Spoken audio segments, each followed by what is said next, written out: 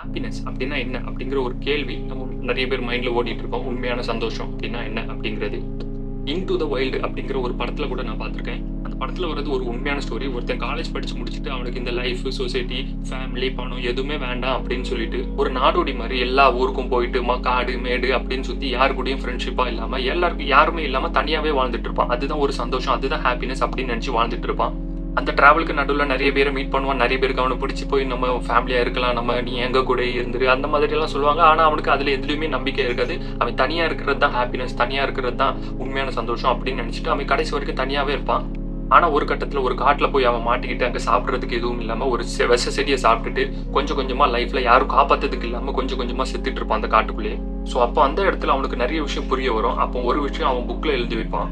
Happiness is real only when you share. So சந்தோஷம், உண்மையான சந்தோஷம் அப்படிங்கிறது நம்ம யாரு கூடயாவது அதை ஷேர் பண்ணும்போது தான் அது உண்மையான சந்தோஷமா மாறுமா. யோசிச்சு பாருங்க, லைஃப்ல நிறைய சந்தோஷம் நமக்கு கிடைக்கும்.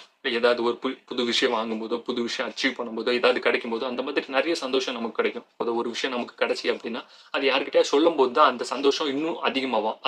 அப்போதான் அந்த சந்தோஷத்துக்கு ஒரு முழு அர்த்தம் கிடைச்ச மாதிரி அப்படி இருக்கும். அதுலயும் நிறைய பேர் தனியா இருக்கும்போது சந்தோஷம் கிடைக்கும் அப்படின்னு சொல்லிட்டு இருப்பாங்க.